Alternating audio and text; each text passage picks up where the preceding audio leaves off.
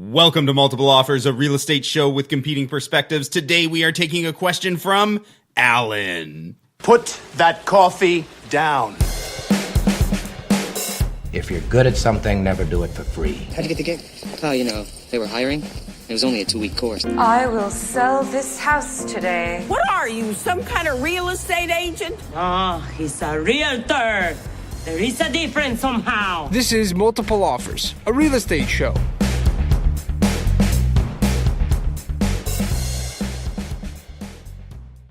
All right, guys, it is episode 34, and I think it is safe to say we are all in the holiday, Christmas, Hanukkah, Festivus spirit. So in the effort to be dealing with all of the things going on with the holiday season, the next few episodes are going to be express episodes. So you want to know how my week was? I don't want to hear from you right now, Jeremy. Okay, how was your week, Jeff? So I feel like Jeremy didn't get the memo. What? We're trying to keep this to 15 minutes. Oh. We don't have time for anybody's feelings right now. Can we just know if you're like feeling good or bad? Are you jazzed? What's going on? I'm feeling jazzed by you and your barbs, but more importantly, we've got a question from a listener whose name is Alan. We got this message from Alan a little while back. He's been waiting for us to get it on the show, but we've dedicated an entire episode. An entire express episode. Why you gotta bring it down like that, Jeff? We're waiting for the right sort of time to. The right time. To We chat did. We about went it, through our 'cause strata stuff that we were prepared for and got through those, and that was cool. So Alan has some good content we're going to talk about. So Alan wrote to us. Appreciate the feedback. He says, "Great show. I've enjoyed listening ever since I heard about it back in episode 4 or so." So he missed our first 3 episodes? We did warn everybody that the first 3 episodes have terrible audio quality. I feel like Alan got on right when we upgraded our equipment. Maybe so that's probably he's a good. sound engineer. Maybe he is a sound engineer. I can't listen to that. Just can't crap. do it. That's possible. Yeah, the echo is killing my ears. Maybe we'll re-record with all this fancy gear. And you said he especially liked the election interviews. Found it helpful in deciding how to vote. Nice. That's so, awesome. Alan's a great listener. Thanks. He's in New West? He must be if it helped him decide how to vote. It's like, I'm going to move there one day. Their mayor sounds amazing. So what's Alan's question? Okay, so Alan just said, this is an interesting article that I saw. Not sure about the methodology, but a good way to compare cities maybe. It's an article that we'll put in the show notes from a website that I don't typically go to. It's the one that's spelled livable, but they don't put the E at the end. Okay. Anyway, livable.com.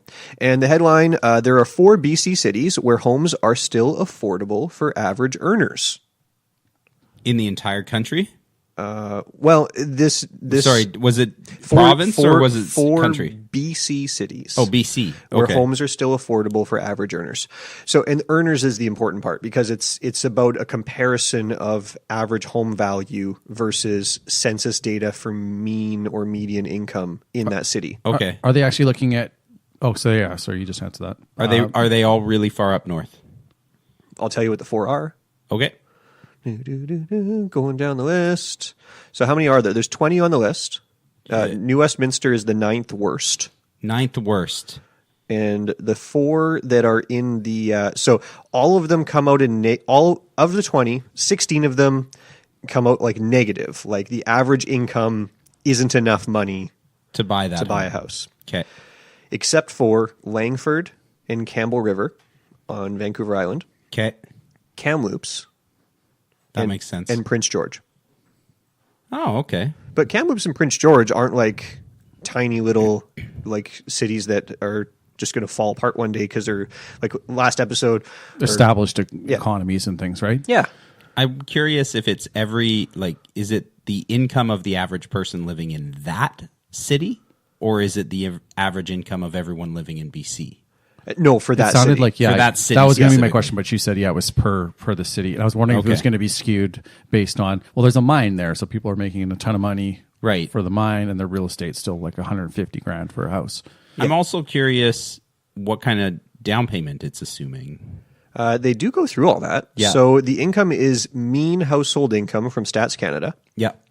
It is based on, you guys are making me scroll all up and down this article. Yeah.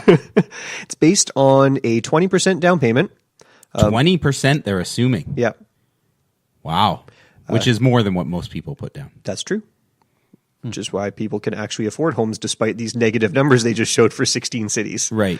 3.3% interest rate on the mortgage and a 30-year amortization. Okay, so I was all prepared to take umbrage with how they came to their numbers, but that's a pretty conservative way, I think, to actually look at the data. Yeah, and they're using the average home price is based on the benchmark price provided by the respective boards that accumulate that information. So it's all the most accurate information we can get from the powers that be that look over these things for home benchmark prices and incomes and all that. So it's looking at incomes from census data, which is what is it, like 5 years old, 4 years old? Older than that. I think it's about 5 years old now. But house prices from 4 years old, I think. House prices from this past year? Right. Benchmark home price October 2018. Yeah. Yeah, okay. So a little bit two different numbers. Do you guys think, I mean, we all know housing's gone up in value, but wages, I don't think wages have gone up significantly. Definitely not at the rate. Like, it's not keeping up with inflation of housing prices. I think this speaks to the reality that I see, which I imagine is the similar things to what you guys are seeing out there. I see two groups of people moving in the market. I see people who are already in the market, so it doesn't matter that prices are high because what they bought went up. And I see first-time buyers who are usually getting help from family to get in. I don't see a lot of first-time buyers who aren't getting some sort of help from outside their own means to get into the market. That makes sense. In our region, yes.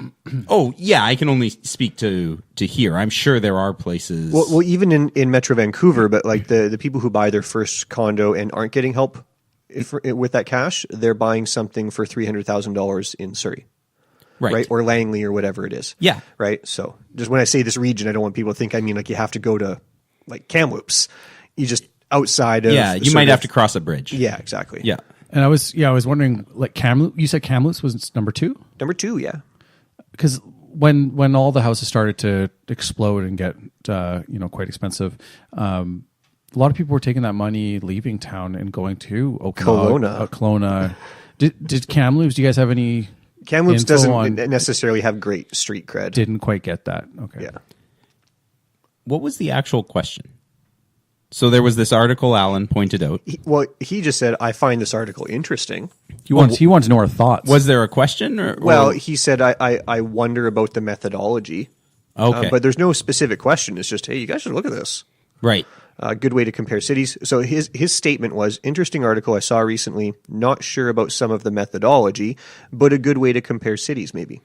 Where does New West rank compared to like Burnaby or Coquitlam? Okay. That was my follow-up question. Well, you snooze, you lose. I even wrote it down on... Yeah, that's the problem with writing it down is I can see it.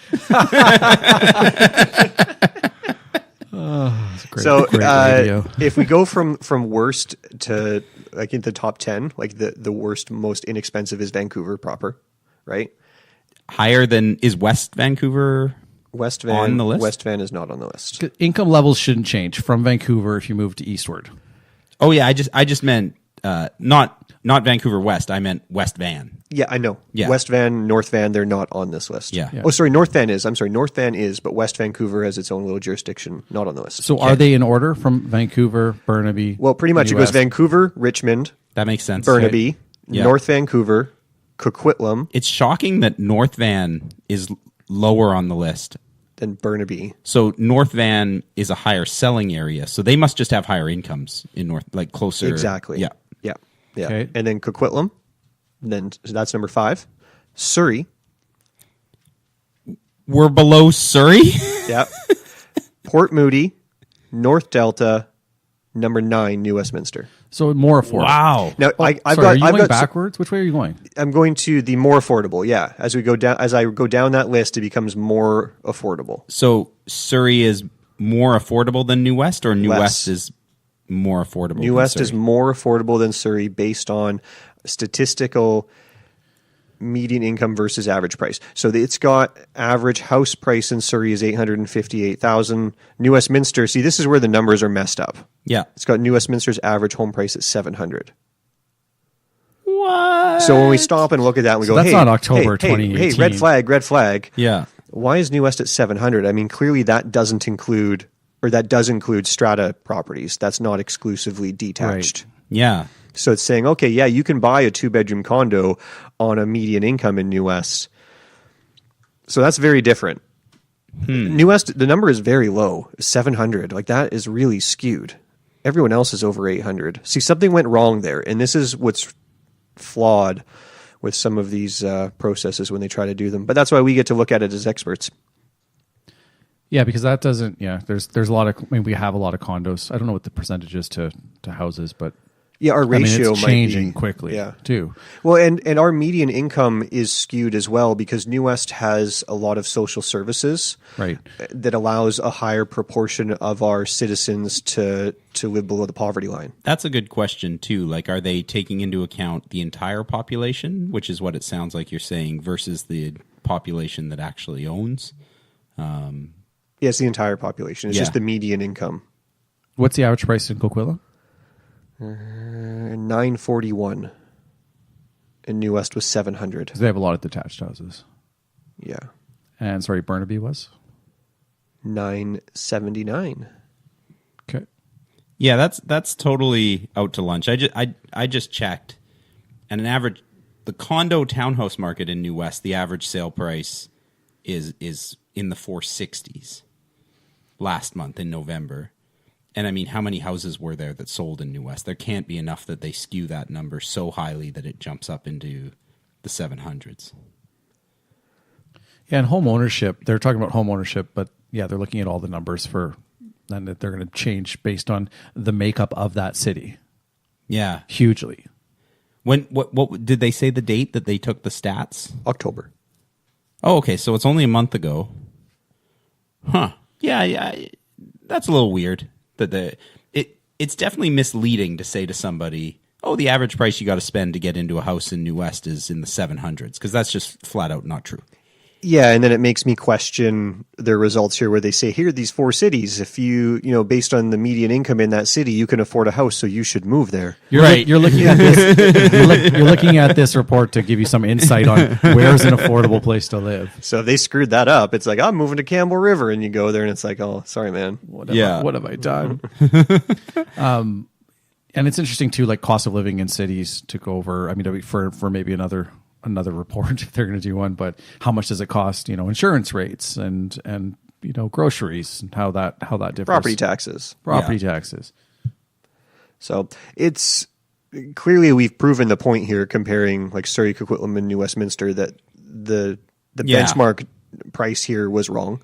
We don't necessarily need to fact check median household income. I got to think that wasn't hard for them to pull and get accurate on this table.